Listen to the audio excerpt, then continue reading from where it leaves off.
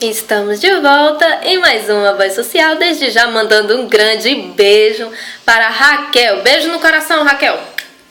Obrigada por estar nos acompanhando. Seguinte, nós começamos por Aristóteles, que ele diz que o ser humano ele é racional enquanto os animais não. E então, gente, os animais eles vão compreender só os índices, enquanto o ser humano ele vai ser mais complexo, ele vai utilizar simbologias para compreender o mundo. Então, o que é um sistema? O sistema vai ser um conjunto de signos, certo? Organizados. E o que é que serão esses signos? São elementos que designam outros elementos. Por exemplo, ao invés de eu pegar um livro e lhe mostrar, aqui é um livro, eu posso muito bem escrever a palavra livro, você vai me compreender, certo? Então, gente, entramos aqui na questão da Helen Keller, certo? A Helen Keller, ela nasceu no ano de 1880, lá no Alabama, Estados Unidos, e ela, aos 7 anos, desenvolveu uma doença que desconectou ela do mundo, né? Então, apareceu uma professora, muito gente fina, chamada Annie Sullivan. E a Annie Sullivan, ela vai cuidar dessa criança para que ela possa ter uma vida melhor, né? E então, lá no ano de 1887, ela descobre uma forma de reconectar essa menina com o mundo através de uma linguagem especial. O uso da razão. Quando nós entramos aqui no uso da razão, eu posso falar que a razão ela vem do termo logos e do termo ratio. O termo ratio vem do latim e o termo logos vem do grego, né? Quer dizer, contar, calcular, medir, e é justamente o que a gente faz quando a gente raciocina.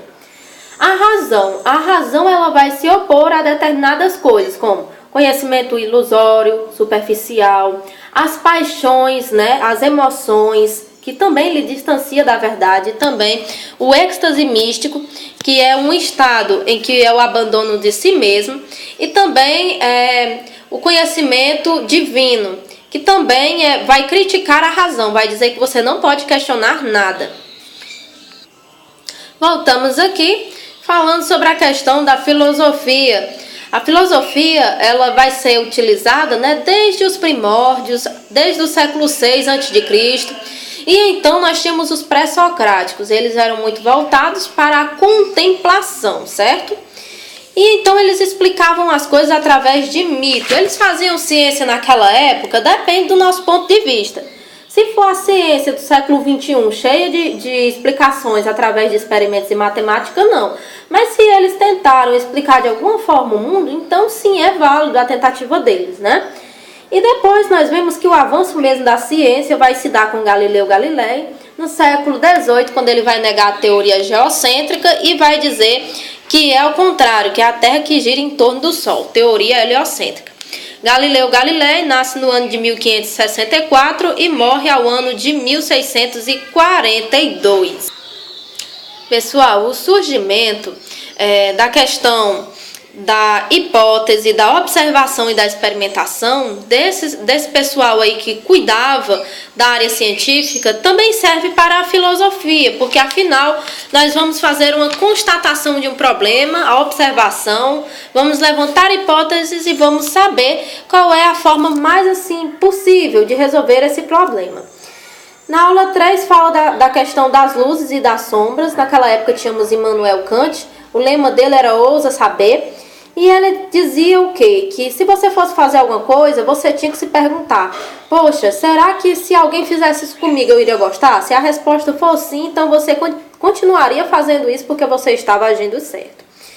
E nós teríamos Adorno e Horkheim falando que a Terra totalmente esclarecida resplandece sobre o signo de uma calamidade triunfal. O que quer dizer? Que durante esse período aí de iluminismo para frente, nós vamos encontrar Primeira Guerra Mundial, ascensão do nazismo, ditadura stalinista, Segunda Guerra Mundial.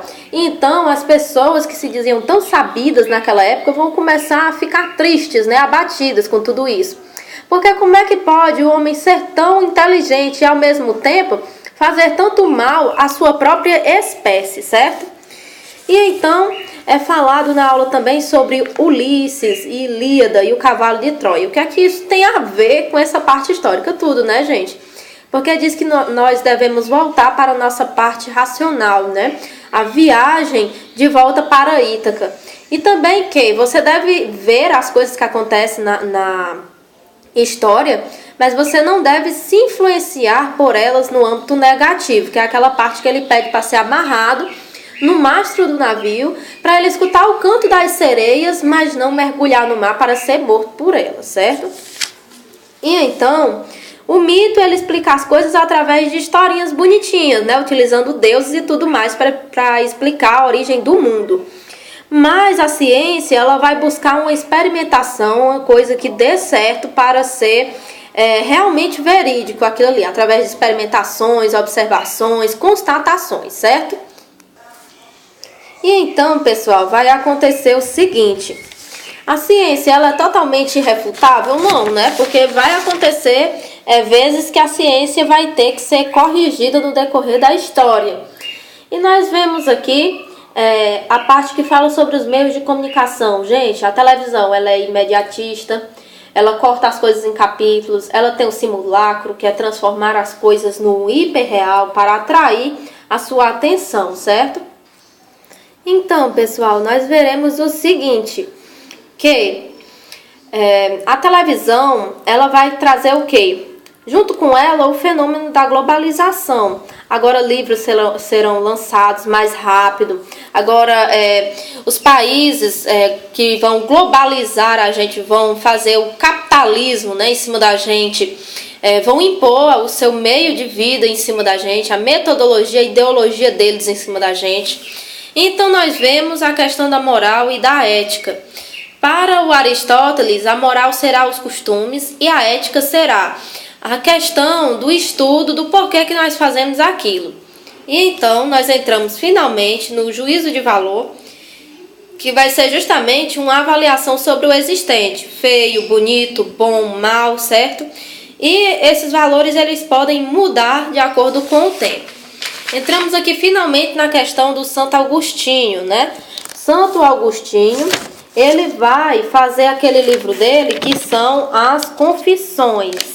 As confissões dele junto com o amigo dele, Evódio. O Evódio vai perguntar o porquê que nós temos o livre-arbítrio. E ele vai dizer que é para que a gente tenha mérito e êxito nas nossas ações, certo? E então, gente, nós vamos ver a questão do Aristóteles. Aristóteles foi discípulo de Platão, ele foi professor do Alexandre o Grande, ele também tinha os liceus, que era a escola que ele ensinava, a técnica dele era peripatética, que era estar caminhando em jardins, e ele dizia também que a finalidade do governo é levar a felicidade para o seu povo, certo? E então, gente, finalmente nós chegamos aqui nos finzinhos dos finzinhos. O Nietzsche ele vai falar da questão do aspecto da palavra bom e mal, que ele vai fazer um estudo aprofundado e ele diz que isso aí vai fazer alusão aos senhores e os escravos, certo? E aí no final ele vai dizer, mas como é que pode? Se o escravo era a parte ruim da história, como é que ele venceu, né? E o Max Weber, ele vai falar da questão de que tinha as paixões, o equilíbrio e também as consequências. Você devia amar aquilo que você fazia, você devia ter equilíbrio para você não ir atrás, né, de se exceder nessa sua paixão, e você deveria ter consequência daquilo que você faz, né, para que não terminasse tudo mal. Então, pessoal, o que é que acontecia? Naquela época ele dizia, se as coisas não dessem certo, para o Max Weber, foi por culpa da sociedade, foi por culpa de alguma coisa, né? Porque a intenção do ser humano para ele era muito boa. Então, para isso, né, todo ditador vai dizer que as intenções dele eram as melhores possíveis, né? Então, eu não sou muito a favor do Max Weber, certo? E por fim, nós falamos aqui do Habermas, do ano de 1929. Ele vai falar o seguinte, das normas para serem válidas tem que encontrar uma aceitação de todos, né? O discurso deve ser racional e a condição para que essas regras sejam aceitas deve ser de cunho universal, ou seja, todo mundo tem que aceitar aquela regra.